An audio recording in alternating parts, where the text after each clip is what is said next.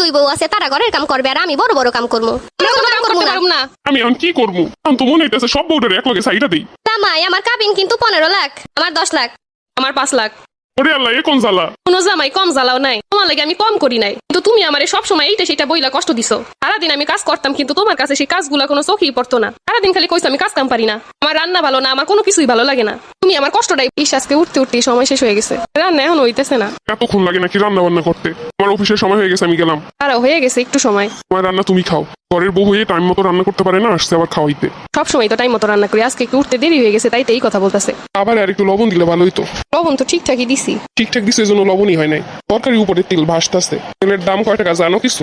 আমি তো সবসময় পরিমাণ মতো দেওয়ারই চেষ্টা করি। এই রান্না বান্নার অবস্থা, তাতে নাকি পরিমাণ মতো দেয়। পাশের বাড়ি গিয়ে শিখে আসো কেমনি রান্না করতে হয়। প্রতিটা জিনিসই খুদ ধরবো। খারাপ আইতাছি। এতক্ষণ লাগে একটা দরজা খুলতে, আমি কতক্ষণ ধরে দরজার সামনে দাঁড়াই আছি। আমার তো ওইদিকে কাজ ছিল, আমি শুনতে পাই নাই। দরজায় না করলে শুনতে পাও না, কিসের এত কাম করো? সারাক্ষণ খালি উদাসীনতা। আমার সবকিছুতেই তোমার দোষ লাগে তাই না? কোনো জামাই, তাইলে চলো তোমার আর একটা বিয়ে করাই দেই।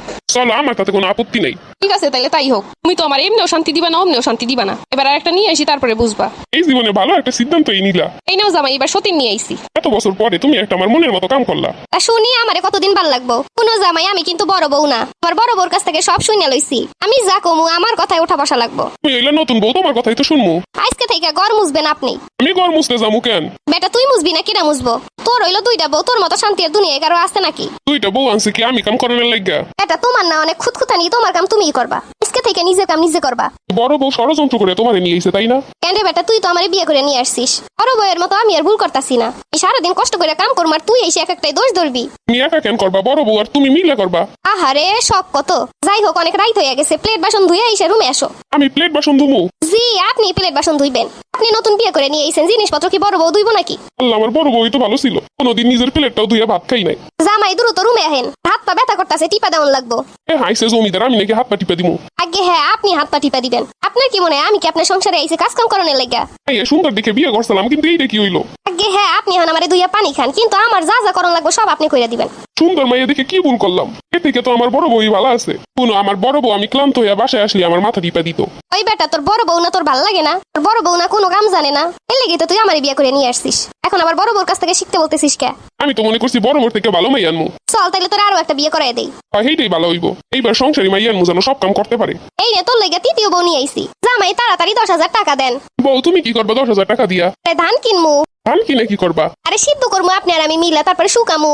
মানে সাথে নিয়ে ধানের কাম করবো? কি কোন জামাই, আপনি আমার লগে কাম করবেন না, এটা কোনো কথা? আমি একা মাতারি মানু, কি করবো?